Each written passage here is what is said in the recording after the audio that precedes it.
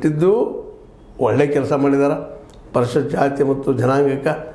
ಅದೇ ಕಾಲಕ್ಕೆ ಅವರು ಅದನ್ನು ಅವ್ರ ಏಳಿಗೆಗೆ ಅಭಿವೃದ್ಧಿಗೆ ಶಿಕ್ಷಣಕ್ಕೆ ಖರ್ಚು ಮಾಡೋದಕ್ಕಾಗಿ ಇಟ್ಟಿದ್ದಾರೆ. ಅದನ್ನು ದುಡ್ಡು ತೊಗೊಳ್ಳೋದು ನೈತಿಕವಾಗಿ ತಪ್ಪು.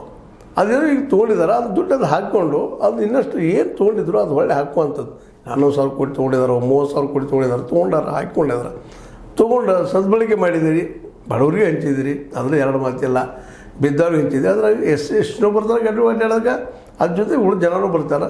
ಅದು ಉಳಿದ ಜನಕ್ಕೆ ಒಂದಿಷ್ಟು ಹೆಲ್ಪ್ ಆಗೋದಿಲ್ಲ ಅಂತಲ್ಲ, ಆದ್ರೆ ಅದು ವಿಷಯ ದೊಡ್ಡದಲ್ಲ. ಇಲ್ಲ ನಾವು ಹಿಂದೆ ಹಾಕ್ತೀವಿ ಅನ್ನೋಂಥ ಮಾತು ಮಾತಾಡ್ತಾ ಇದ್ದೀರಿ, ಒಳ್ಳೆ ಕೆಲಸ ಮಾಡಿದಿರಿ ಅನ್ನೋದು ಸಾಮಾನ್ಯವಾಗಿ ಎಲ್ಲರಿಗೂ ಅರ್ಥ ಆಗುವಂಥ ವಿಷಯ ಅದ. ಆದ್ರೆ BJPಗರಿಗೆ ಏನಾದರೂ ಒಂದು ಮಾತಾಡಲಿಕ್ಕೆ ಬೇಕಾದ್ರೆ ಮಾತಾಡಿದಾರೆ, ಆದರೆ ಕರೆಕ್ಟಾಗಿ ಮಾತಾಡಿದ್ದಾರೆ. ಹಾಗಾದ್ರೆ ಸುಮ್ಮನೆ ಟೈಮ್ ಪಾಸ್ಗಾಗಿ ಗಾಳಿಯಾಗಿ ಬುದ್ದು ಅಂತ ಕೆಲಸ ಏನು ಮಾಡಿಲ್ಲ, ಒಳ್ಳೆ ಕೆಲಸ ಮಾಡಿದ್ದಾರೆ. ಟೀಕೆ ಬೇಕು ಮತ್ತು ವಿರೋಧ ಪಕ್ಷವಾಗಿ ಇದು ಮಾಡಲೇಬೇಕಾಗ್ತದೆ. ನೀವು ಭಾಳ ಮಾತಾಡಿದ್ರಿ, ಭಾಳ ಮಾತಾಡಿ ಭಾಳತ್ತಾಗೈತೆ ಹೋದ್ರೆ ಅಂತ ಹಂಗಾಗ್ಯದ. ಭಾಳ ಕಾಂಗ್ರೆಸ್ದು 40% ನೀವು ಏನಪ್ಪ ಅಂದ್ರೆ ಭ್ರಷ್ಟಾಚಾರ ಹೇಳೋದು, ಅದು ದುಡ್ಡು ತಂದು ಹಾಕ್ತಾನಂತ ಹೇಳಿದ್ರಿ. ಎಲ್ಲೈತೆ 40%?